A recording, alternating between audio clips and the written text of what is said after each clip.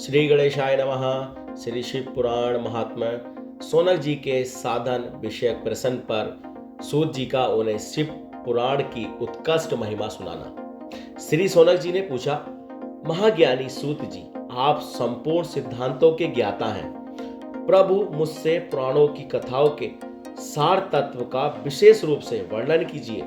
ज्ञान और वैराग्य सहित भक्ति से प्राप्त होने वाले विवेक की वृद्धि कैसे होती है तथा साधु पुरुष किस प्रकार अपने काम क्रोध आदि मानसिक विकारों का निर्माण करते हैं। इस घोर कली काल में जीव प्रायः आसुर स्वभाव के हो गए हैं। उस जीव समुदाय को शुद्ध देवी संपत्ति से युक्त बनाने के लिए सर्वश्रेष्ठ उपाय क्या है? आप इस समय मुझे ऐसा कोई शाश्वत साधन बताइए जो कल्याणकारी वस्तुओं में सबसे उत्कृष्ट एवं परम मंगलकारी हो तथा पवित्र करने वाले उपयोगों में भी सर्वोत्तम पवित्र कारक उपाय हो। हे तात, वह साधन ऐसा हो जिसके अनुष्ठान से शीघ्र ही अंतःकरण की विशेष शुद्धि हो जाए तथा उससे निर्मल चित्त वाले पुरुष को सदा के लिए शिव की प्राप्ति हो जाए। श्री सूत जी ने कहा, हे मुनिश्रेष्ठ शौनक, तुम धन्य हो क्योंकि तुम्हारे हृदय में पुराण कथा सुनने का विशेष प्रेम एवं लालसा है। इसलिए मैं शुद्ध बुद्धि से विचार कर तुमसे परम उत्तम शास्त्र का वर्णन करता हूँ। हे वत्स, वह संपूर्ण शास्त्रों के सिद्धांत से संपन्न भक्ति आदि को बढ़ाने वाला तथा भगवान शिव को संतुष्ट करने वाला है। कानों के लिए रसायन अमृत स्वरूप तथा दिव्य है, तुम उसे श्रवण करो। हे मुने, वह परम उत्तम शास्त्र है शिव पुराण, जिसका पूर्व काल में भगवान शिव ने ही प्रवचन किया था। यह काल रूपी सर्प से प्राप्त होने वाले महान त्रास का विनाश करने वाला उत्तम साधन है। गुरुदेव व्यास ने सनत कुमार मुनि का उपदेश पाकर बड़े आदर से संक्षेप में ही इस पुराण का प्रतिपादन किया है। इस पुराण के प्रणयन का उद्देश्य है कलिकाल युग में उत्पन्न होने वाले मनुष्यों के परम हित का साधन। यह शिव पुराण परम उत्तम शास्त्र है। इसे भूतल पर भी भगवान शिव का बांड में स्वरूप समझना चाहिए और सब प्रकार से इसका सेवन करना चाहिए। इसका पठन और श्रवण सर्व साधन रूप है। इससे शिव भक्ति पाकर श्रेष्ठतम स्थिति में पहुंचा और मनुष्य शीघ्र ही शिव पद को प्राप्त कर लेता है। इसलिए संपूर्ण यत्न करके मनुष्यों ने इस पुराण को पढ़ने की इच्छा की है अथवा इसके अध्ययन को अभिष्ट साधन माना है। इसी तरह इसका प्रेम पूर्वक श्रवण भी संपूर्ण मनोवांछित फलों को देने वाला है। भगवान शिव के इस पुराण को सुनने से मनुष्य सब पापों से मुक्त हो जाता है तथा इस जीवन में बड़े से बड़े उत्कृष्ट भोगों का उपभोग करके अंत में शिवलोक को प्राप्त कर लेता है। यह शिव पुराण नामक ग्रंथ 24,000 श्लोकों से युक्त है। इसकी 7 संहिताएं और मनुष्य को चाहिए कि वह भक्ति ज्ञान और वैराग्य से संपन्न हो बड़े आदर से इसका श्रवण करे। साहित्य साहित्यों से युक्त यह दिव्य शिव पुराण परम ब्रह्मा परमात्मा के समान विराजमान है और सबसे उत्कृष्ट गति प्रदान करने वाला है। जो निरंतर अनुसंधान पूर्वक इस शिव पुराण को वाचता है अथवा नित्य प्रेम पूर्वक इसका पाठ मात्र करता है, वह पुण्य आत्मा है, इसमें संशय नहीं है। जो उत्तम बुद्धि वाला पुरुष अंतकाल में भक्ति पूर्वक इस पुराण को सुनता है, उस पर अत्यंत प्रसन्न हुए भगवान महेश्वर उसे अपना पद धाम प्रदान करते हैं। जो प्रतिदिन आदर पूर्वक इस शिव पुराण का पूजन करता है, वह इस संसार में संपूर्ण भोगों को भोगकर अंत में भगवान शिव के पद को प्राप्त कर लेता है। जो प्रतिदिन आलस्य रहित हो रेशमी वस्त्र आदि के वेष्टन से इस शिव पुराण का सत्कार करता है, वह सदा सुखी होता है। यह शिव पुराण है, वह सदा सुखी होता है। शिव पुराण निर्मल तथा भगवान शिव का सर्वत्र जो इहलोक और परलोक में भी सुख चाहता है, उसे आदर के साथ प्रयत्न पूर्वक इसका सेवन करना चाहिए। यह निर्मल एवं उत्तम शिव पुराण धर्म अर्थ काम और मोक्ष रूप चारों पुरुषार्थों को देने वाला है। अंततः सदा प्रेम पूर्वक इसका श्रवण एवं विशेष पाठ करना चाहिए। शिव पुराण के श्रवण से देवराज को शिवलोक की प्राप्ति तथा चंचूला का पाप से भय एवं संसार से वैराग्य। अब हम जानेंगे इसमें अध्याय 1 में। श्री सोनक जी ने कहा, महाभाग सूत जी, आप धन्य हैं, परमार्थ तत्व के ज्ञाता हैं। आपने कृपा करके हम लोगों को यह बड़ी अद्भुत एवं दिव्य कथा सुनाई है। भूतल पर इस कथा के समान कल्याण का सर्वश्रेष्ठ साधन दूसरा कोई नहीं है। यह बात हमने आज आपकी कृपा से निश्चय पूर्वक समझ ली। सूत जी, कलयुग में इस कथा के द्वारा कौन कौन से पापी शुद्ध होते हैं, उन्हें कृपा पूर्वक बताइए और इस जगत को कृतार्थ कीजिए। सूत जी बोले, मुने, जो मनुष्य पापी, दुराचारी, खल तथा काम क्रोध आदि में निरंतर डूबे रहने वाले, वे भी इस पुराण के श्रवण पठन से अवश्य ही शुद्ध हो जाते हैं। इसी विषय में जानकर मुनि इस प्राचीन इतिहास का उदाहरण दिया करते हैं, जिसके श्रवण मात्र से पापों का पुण्यता नाश हो जाता है। पहले की बात है, कहीं किरातों के नगर में एक ब्राह्मण रहता था, जो ज्ञान में अत्यंत दुर्बल, दरिद्र, रस बेचने वाला तथा वैदिक धर्म से विमुख था। वह स्नान, संज्ञा आदि कर्मों से भ्रष्ट हो गया था और वेश्यवृत्ति में तत्पर रहता था। उसका नाम था देवराज। वह अपने ऊपर विश्वास करने वाले लोगों को ठगा करता था। उसने ब्राह्मणों, क्षत्रियों, वेश्यों, शूद्रों तथा दूसरों को भी अपने उनके बहाने मारकर उनका धन हड़प लिया करता था। परंतु उस पापी का थोड़ा सा भी धन कभी धर्म के काम में नहीं लगा था। वह वेश्यागामी तथा सब प्रकार के आचार भ्रष्ट था। एक दिन घूमता घामता वह देव योग से प्रतिष्ठानुपुर झूसी प्रयाग में जा पहुंचा। वहां उसने एक शिवालय देखा, जहां बहुत से साधु महात्मा एकत्र हुए थे। देवराज उस शिवालय में ठहर गया, किंतु वहां उस ब्राह्मण को जबर आ गई, यानी कि बुखार आ गया। उस जबर से उसको बड़ी पीड़ा होने लगी। वहां एक ब्राह्मण देवता शिव पुराण की कथा सुना रहे थे। जबर में बड़ा हुआ देवराज ब्राह्मण के मुखार बिंद से निकली हुई उस शिव कथा को निरंतर सुनता रहा। एक मास के बाद वह जबर से अत्यंत पीड़ित होकर चल बसा। यमराज के दूत आए और उसे पासों से बांधकर बलपूर्वक यमपुरी में ले गए। इतने में ही शिवलोक से भगवान शिव के पार्षदगण आ गए। उनके गौर अंक कपूर के समान उज्जवल थे, हाथ में त्रिशूल से सुशोभित हो रहे थे। उनके संपूर्ण अंग भस्म से उद्भसित थे और रुद्राक्ष की मालाएं उनके शरीर की शोभा बढ़ा रही थी। वे सब के सब क्रोधपूर्वक यमपुरी में गए और यमराज के दूतों को मार पीट कर बारंबार धमकाकर उन्हें देवराज को उनके चंगुल से छुड़ा लिया और अत्यंत अद्भुत विमान पर बिठाकर जब वे शिवदूत कैलाश जाने को उद्गत हुए, उस समय यमपुरी में बड़ा भारी कोलाहल मच गया। उस कोलाहल को सुनकर धर्मराज अपने भवन से बाहर आए। साक्षात दूसरे रुद्रों को समान प्रतीत होने वाले उन चारों दूतों को देखकर धर्मराज ने उनका विधि पूर्वक पूजन किया और ज्ञान दृष्टि से देखकर सारा वृत्तांत जान लिया।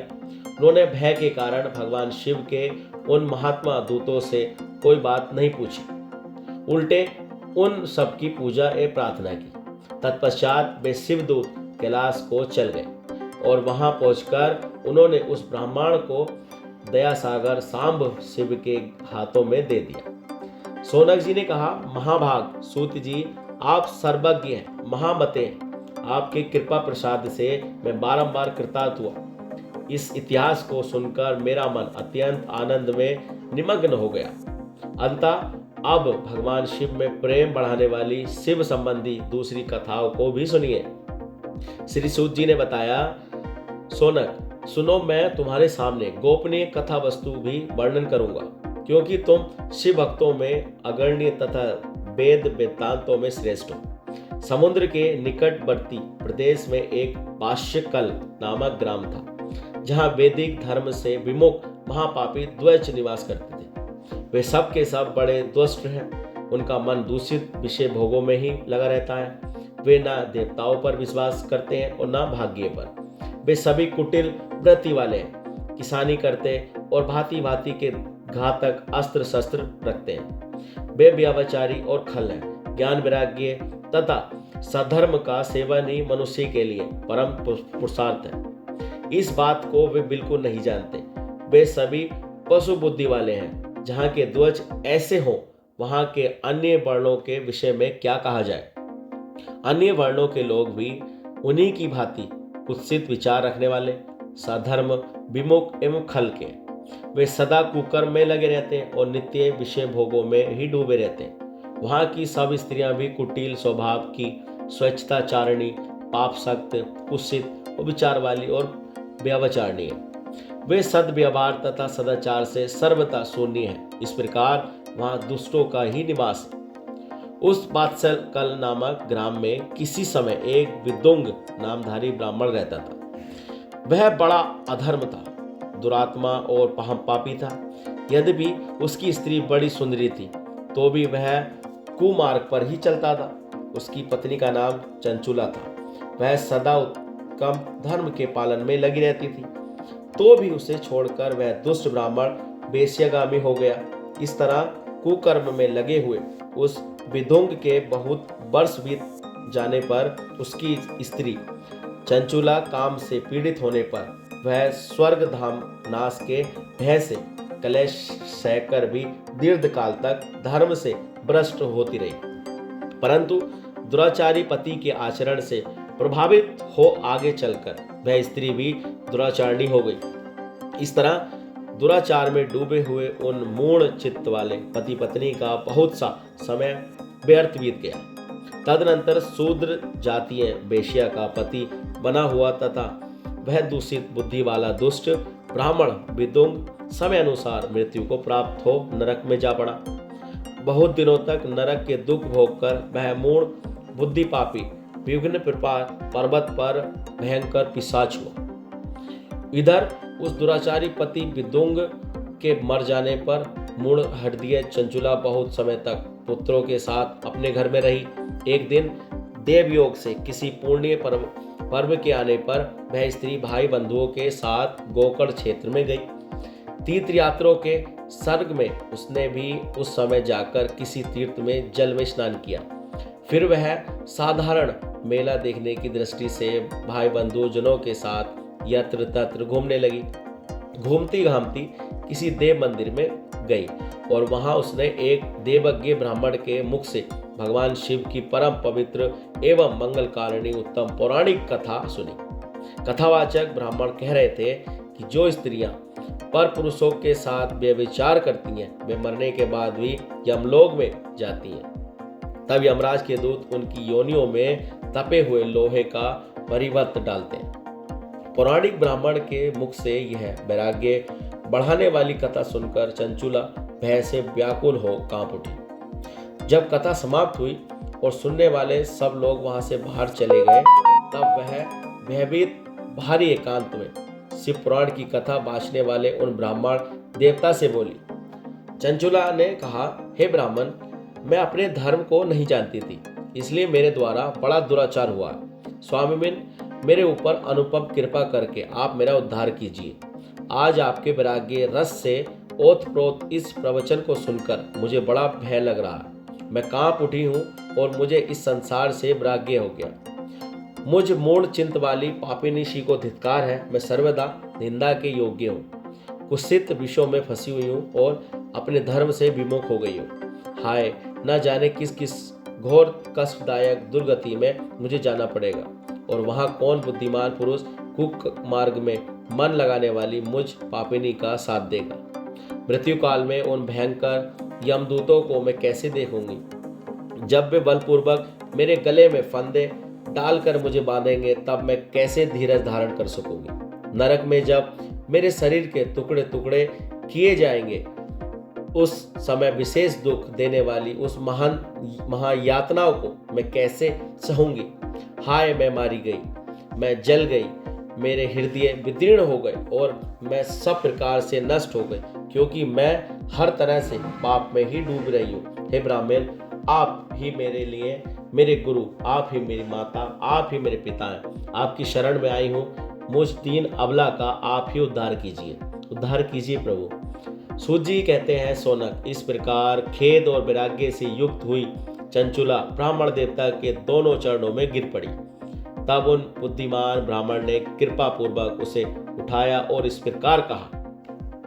अब चंचुला की प्रार्थना से ब्राह्मण का उसे पूरा शिव पुराण सुनना और समय अनुसार शरीर छोड़कर शिवलोक में चंचुला का पार्वती जी की सखी और सुखी होना। ब्राह्मण बोले, नारी, सौभाग्य की बात है कि भगवान शंकर की कृपा से शिव पुराण की इस वैराग्य युक्त कथा को सुनकर तुम्हें समय पर चेत हो गया। ब्राह्मण पत्नी, तुम डरो मत, भगवान शिव की शरण में जाओ। शिव की कृपा से सारा पाप तत्काल नष्ट हो जाता है। मैं तुमसे भगवान शिव की कीर्ति कथा से युक्त उस परम वस्तु का वर्णन करूंगा जिससे तुम्हें सदा सुख देने वाली उत्तम गति प्राप्त होगी। शिव की उत्तम कथा सुनने से ही तुम्हारी बुद्धि इस तरह पश्चाताप से युक्त एवं शुद्ध हो गई है। साथ ही तुम्हारे मन में विषयों के प्रति वैराग्य हो गया है। पश्चाताप ही पाप करने वाले पापियों के लिए सबसे बड़ा प्रायश्चित है। सत्पुरुषों ने सबके लिए पश्चाताप को ही समस्त पापों का शोधक बताया। पश्चाताप से ही पापों की शुद्धि होती है। जो पश्चाताप करता है वही वास्तव में पापों का प्रायश्चित करता है, क्योंकि सत्पुरुषों ने समस्त पापों की शुद्धि के लिए जैसे प्रायश्चित का उपदेश किया है वह सब पश्चाताप से संपन्न हो जाता है। जो पुरुष विधि पूर्वक प्रायश्चित करके निर्भय हो जाता है पर अपने कुकर्म के लिए पश्चाताप नहीं करता, उसे प्रायः उत्तम गति प्राप्त नहीं होती। परंतु जिसे अपने कुकृत्य पर हार्दिक पश्चाताप होता है वह अवश्य उत्तम गति का भागी होता है, इसमें संशय नहीं है। इस शिव पुराण की कथा सुनने से जैसी चित्त शुद्धि होती है वैसे दूसरे उपायों से नहीं होती। जैसे दर्पण साफ करने पर निर्मल हो जाता है, उसी प्रकार शिव पुराण की कथा से चित्त अत्यंत शुद्ध होता है, इसमें संशय नहीं है।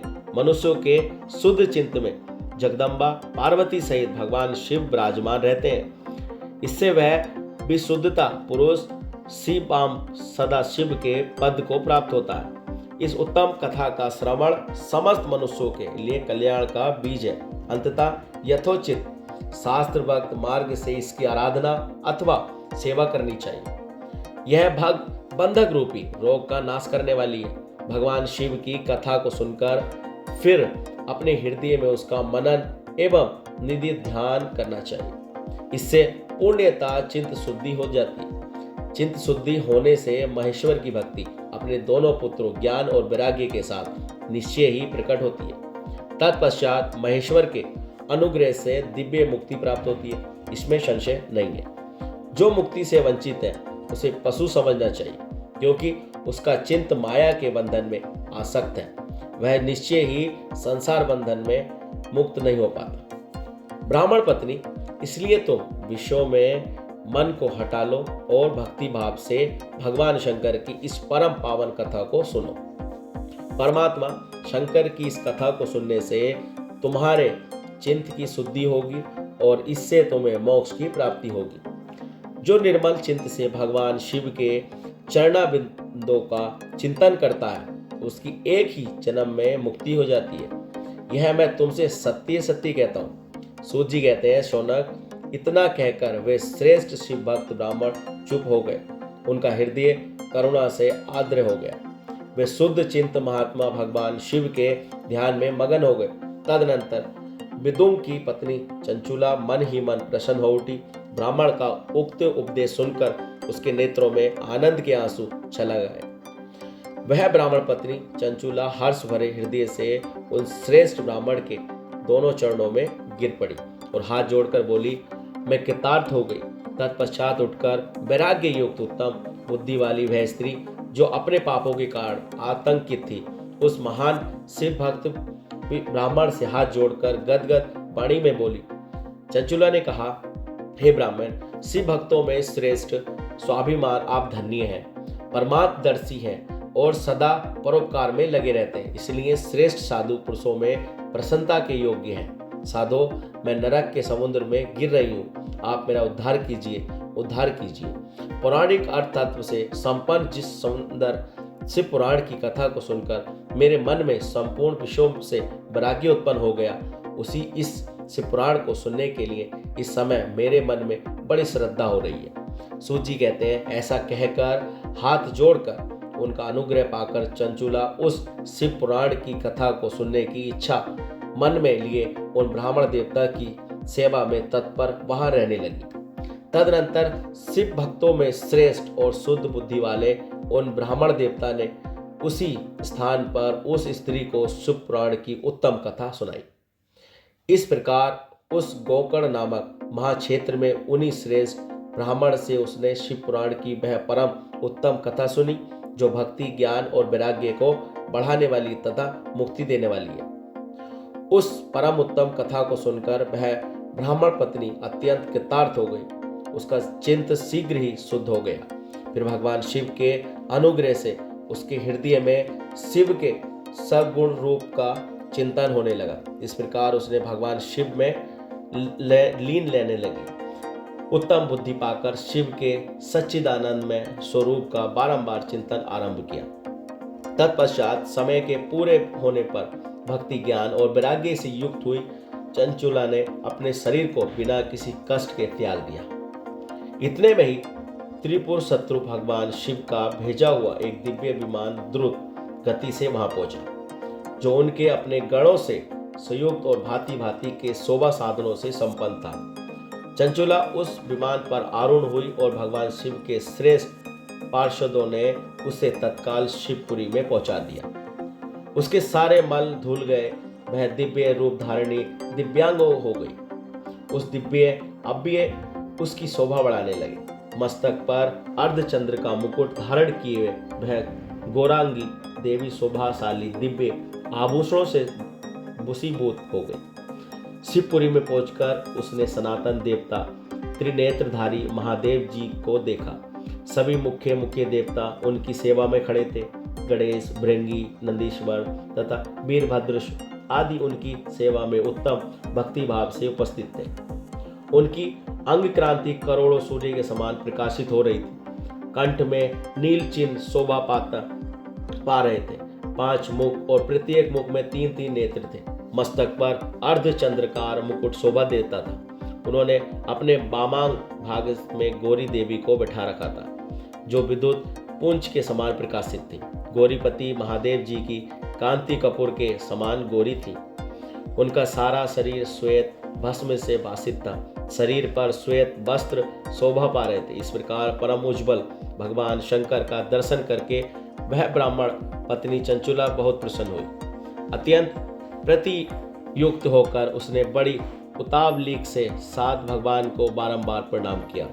फिर हाथ जोड़कर वह बड़े प्रेम, आनंद से और संतोष से युक्त हो विनीत भाव से खड़ी हो गई। उनके नेत्रों से आनंद श्रद्धालुओं की अमृत धारा बहने लगी तथा संपूर्ण शरीर में रोमांच हो गया। उस समय भगवती पार्वती और भगवान शंकर ने उसे बड़ी करुणा के साथ अपने पास बुलाया और शोभे दृष्टि से उसकी ओर देखा। पार्वती जी ने तो दिव्य रूप धारणी बिंदुक प्रिया चंचुला को प्रेम पूर्वक अपनी सखी बना लिया। वह उस परमानंद ज्योति स्वरूप सनातन धर्म में अविचल निवास पाकर दिव्य सौख्य से संपन्न हो अक्षय सुख का अनुभव करने लगी। अब चंचुला के प्रयत्न से पार्वती जी की आज्ञा पाकर त्रुम्बका विघ्न पर्वत पर शिव पुराण की कथा सुनाकर विदुंग का पिशाच योनि से उद्धार करना तथा उन दोनों दंपत्ति का शिव धाम में सुखी होना। सूत जी बोले, सोना, एक दिन परमानंद में निमग्न हुई चंचुला ने उमा देवी के पास जाकर प्रणाम किया और दोनों हाथ जोड़कर वह उनकी स्तुति करने लगी। चंचुला बोली, हे गिरिजा नंदिनी स्कंद माता उमे, मनुष्यों ने सदा आपका सेवन किया। समस्त सुखों को देने वाली शुभ प्रिय आप ब्रह्मा स्वरूपिणी विष्णु और ब्रह्मा आदि देवताओं द्वारा सेव्य हैं। आप ही सर्वगुणा और निर्गुणा हैं तथा आप ही सूक्ष्म सच्चिदानंद रूपिणी आधा प्रकृति हैं। आप ही संसार की सृष्टि, पालन और संहार करने वाली हैं। तीनों गुणों का आश्रय भी आप में ही है, ब्रह्मा, विष्णु और महेश्वर। इन तीनों देवताओं का आवास स्थान तथा उनकी उत्तम प्रतिष्ठा करने वाली पराशक्ति आप ही हैं। सूत जी कहते हैं, सोनक, जिसे सदगति प्राप्त हो चुकी थी। वह चंचुला इस प्रकार महेश्वर पत्नी उमा की स्तुति करके सिर झुका के चुप हो गई। उसके नेत्रों में प्रेम के आंसू उमड़ आए थे। वह तक करुणा से भरी हुई शंकर प्रिया भक्त वत्सल पार्वती देवी ने चंचुला को संबोधित करके बड़े प्रेम से इस प्रकार कहा। पार्वती बोली, सखी चंचुले सुंदरी, मैं तुम्हारी की हुई इस स्तुति से बहुत प्रसन्न हुई। बोलो, क्या वर मांगती हो? तुम्हारे लिए मुझे कुछ भी उद्देश्य नहीं है। चंचुला बोली, निष्पाप गिरिजा कुमारी, मेरे पति विदुंग इस समय कहाँ हैं? उनकी कैसी गति हो गई, यह मैं नहीं जानती। कल्याणमयी दीन वत्सल, मैं उन पतिदेव से जिस प्रकार संयुक्त हो सकूं, वैसे ही उपाय कीजिए। हे महेश्वरी महादेवी, मेरे पति एक शूद्र जातीय वेश्या के प्रति आसक्त थे और पाप में ही डूबे रहते थे। उनकी मृत्यु मुझसे पहले हो गई थी। न जाने वे किस गति को प्राप्त हुए। गिरिजा बोली, बेटी, तुम्हारी विदुंग नाम वाला पति बड़ा पापी था। उसका अंतःकरण बड़ा ही दूषित था। वेश्या का उपभोग करने वाला वह महामूढ़ मरने के बाद नरक में पड़ा। अगणित वर्षों तक नरक में नाना प्रकार के दुख भोग कर वह परमात्मा अपने शेष पाप को भोगने के लिए विघ्न पर्वत पर पिशाच हुआ है। इस समय वह पिशाच अवस्था में ही है और नाना प्रकार के कलेश उठा रहा है। वह दुष्ट वही वायु पीकर रहता है, सदा सब प्रकार के कष्ट सहता है। सूत जी कहते हैं, सोनक, गौरी देवी की यह बात सुनकर उत्तम व्रत का पालन करने वाली चंचुला उस समय पति के महान दुख से दुखी हो गई। फिर मन को स्थिर करके उस ब्राह्मण पत्नी ने व्यतीत हृदय से महेश्वरी को प्रणाम करके पुनः पूछा। चंचुला बोली, हे महेश्वरी देवी, मुझ पर कृपा कीजिए और दूषित कर्म करने वाले मेरे उस दुष्ट पति का अब उद्धार कर दीजिए। देवी, कुत्सित बुद्धि वाले मेरे उस परमात्मा पति को किस उपाय से उत्तम गति प्राप्त हो सकती है, यह शीघ्र बताइए। आपको नमस्कार है। पार्वती जी ने कहा, तुम्हारा पति यदि शिव पुराण की पुण्यमयी उत्तम कथा सुने तो सारी दुर्गति समाप्त हो जाएगी। और अमृत के समान मधुर अक्षरों से युक्त गौरी देवी का यह वचन आदर पूर्वक सुनकर चंचुला ने हाथ जोड़कर मस्तक झुकाकर उन्हें बारंबार प्रणाम किया और अपने पति के समस्त पापों की शुद्धि तथा उत्तम गति की प्राप्ति के लिए पार्वती देवी से यह प्रार्थना की। मेरे पति को शिव पुराण कथा की सुनाने की व्यवस्था होनी चाहिए। उस ब्राह्मण पत्नी के बारंबार प्रार्थना करने पर शिव प्रिया गौरी देवी को बड़ी दया आई। उन भक्त वत्सल महेश्वरी गिरिजा कुमारी ने भगवान शिव की उत्तम कीर्ति का गान करने वाले गंधर्वराज तुबुम्ब को बुलाकर उनसे प्रसन्न पूर्वक इस प्रकार कहा, तुम बुरो, तुम्हारी भगवान शिव में प्रीति है। तुम मेरे मन की बातों को जानकर मेरे अभीष्ट कार्य को सिद्ध करने वाले हो और साथ ही इसलिए मैं तुमसे ये बात कहती हूँ, तुम्हारा कल्याण हो। तुम्हारी मेरी इस सखी के साथ शीघ्र ही विघ्न पर्वत पर जाओ।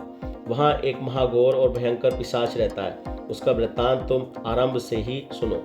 मैं तुमसे प्रसन्नतापूर्वक सब कुछ बताती हूँ। पूर्व जन्म में वह पिशाच विदुंग नामक ब्राह्मण था। मेरी इस सखी चंचुला का पति था, परंतु वह दुष्ट वैराग्यगामी हो गया था। स्नान संज्ञा आदि नित्य कर्म छोड़कर अपवित्र रहने लगा। क्रोध के कारण उसकी बुद्धि पर मूढ़ता छा गई थी।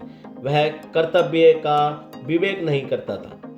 अभक्षण, सज्जनों से द्वेष और दूषित वस्तुओं का दान लेना, यही उसका स्वभाव कर्म बन गया। वह अस्त्र शस्त्र लेकर हिंसा करता, बाएं हाथ से खाता, दानियों को सताता और क्रूरतापूर्वक पराये घरों में आग लगा देता। चांडाल से प्रेम करता और प्रतिदिन वेश्यों के संपर्क में रहता था। बड़ा दुष्ट था। वह पापी अपनी पत्नी का परित्याग करके दुष्टों के संगम में ही आनंद मानता था। वह मृत्यु प्रयत्न दुराचार में ही फंसा रहता था।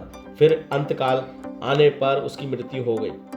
वह पापियों के भोग स्थान घोर यमपुर में गया और वहाँ बहुत से नरकों का उपभोग करके वह दुष्टात्मा जीव इस समय विघ्न पर्वत पर पिशाच बना हुआ है। वही वह दुष्ट पिशाच अपने पापों का फल भोग रहा है। तुम उसके आगे यत्न पूर्वक शिव पुराण की उस दिव्य कथा का प्रवचन करो जो परम पुण्यमयी तथा समस्त पापों का नाश करने वाली। शिव पुराण की कथा का श्रवण सबसे उत्कृष्ट पुण्य कर्म है। उससे उसका हृदय शीघ्र समस्त पापों से शुद्ध हो जाएगा और वह प्रेत योनि का परित्याग कर देगा। उसे दुर्गति से मुक्त होने पर विदुंग नामक पिशाच को मेरी आज्ञा से विमान पर बिठाकर तुम भगवान शिव के समीप ले आओ। सूत जी कहते हैं, सोनक, महेश्वरी उमा के इस प्रकार आदेश देने पर गंधर्वराज तुबुम्बुरु मन ही मन बड़े प्रसन्न हुए। उन्होंने पिशाच की सती साध्वी पत्नी चंचुला के साथ विमान पर बैठकर नारद के प्रिय मित्र तुम्बुरु बेतर्क पूर्वक विंध्याचल पर्वत गए, जहाँ पर पिशाच रहता था। वहाँ उन्होंने उस पिशाच को देखा। उसका शरीर विशाल था, थोड़ी बहुत बड़ी थी। वह कभी हंसता, कभी रोता और कभी उछलता था। उसकी आकृति बड़ी विकराल थी। भगवान शिव की उत्तम कीर्ति गायन करने वाला महाबली तुबमुरु ने उस अत्यंत भयंकर पिशाच को पासों द्वारा बांध लिया। तदनंतर तुम्बुरु ने शिव पुराण की कथा वाचन का निश्चय करके महोत्वत्स युक्त स्थान और मंडप आदि की रचना की। इतने में ही संपूर्ण लोकों में बड़े वेग से यह प्रचार हो गया कि देवी पार्वती की आज्ञा से एक पिशाच का उद्धार करने के उद्देश्य से शिव पुराण की उत्तम कथा सुनाने के लिए तुम्बुरु विंध्य पर्वत पर आ गए हैं। फिर तो उस कथा को सुनने के लिए लोभ से बहुत से देवऋषि भी शीघ्र ही वहां पहुंचे। आदरपूर्वक शिव पुराण सुनने के लिए आए हुए लोगों का उस पर पर्वत पर बड़ा अद्भुत और कल्याणकारी साम्राज्य जुट गया। फिर तुम्बुरु ने उस पिशाच को पास में बांधकर आसन पर बिठाया और हाथ में वीणा लेकर गौरीपति की कथा का गायन आरंभ किया। पहले अर्थात विदेश्वरी संहिता से लेकर 7वीं वायु संहिता तक महात्म्य सहित शिव पुराण की कथा का उन्होंने स्पष्ट वर्णन किया। 7 संहिताओं सहित शिव पुराण का आदरपूर्वक श्रवण करके वे सभी श्रोता पूर्णता कृतार्थ हो गए। उस परम पुण्यमयी शिव पुराण को सुनकर उस पिशाच ने अपने सारे पापों को धोकर उस पिशाचिक शरीर को त्याग दिया। फिर जो शीघ्र ही उसका रूप दिव्य हो गया। अत्क क्रांति गौरव वर्ण की हो गई। शरीर पर श्वेत वस्त्र तथा सब प्रकार के पुरुषोचित आभूषण उसके अंगों को उत्सित करने लगे। वह त्रिनेत्रधारी चंद्रशेखर रूप हो गए। इस प्रकार दिव्य देवधारी होकर श्री विदुंग अपने प्राण वल्लभ चंचुला के साथ स्वयं भी पार्वती वल्लभ भगवान शिव का गुणगान करने लगा। उसकी स्त्री को इस प्रकार दिव्य रूप से सुशोभित देख हुए सभी देव ऋषि बड़े विस्मित हुए। उनका चिंत परमानंद से परिपूर्ण हो गया। भगवान महेश्वरी का यह अद्भुत चरित्र सुनकर वे सभी श्रोता परम कृतार्थ हो गए। प्रेम पूर्वक शिव का योग गान करते हुए अपने अपने धाम को चले गए। दिव्य रूपधारी श्रीमान विदुंग भी सुंदर विमान पर अपनी प्रिय माता के पास बैठकर सुखपूर्वक आकाश में स्थित हो बड़ी शोभा पाने लगा। तदनंतर महेश्वर के सुंदर एवं मनोहर गुणों का गान करता हुआ वह अपनी प्रियतम तथा तुम्बुरु के साथ शीघ्र ही शिव धाम में जा पहुंचा। वहां भगवान महेश्वर तथा पार्वती देवी ने प्रसन्नता पूर्वक के विदुंग का बड़ा सत्कार किया और उसे अपना पार्षद बना लिया। अपनी पत्नी चंचुला पार्वती जी ने की सखी थी। उसी धनीदूत ज्योति रूप परमानंद में सनातन धर्म में अविभाजक निवास पाकर वे दोनों दंपति परम सुखी हो गए।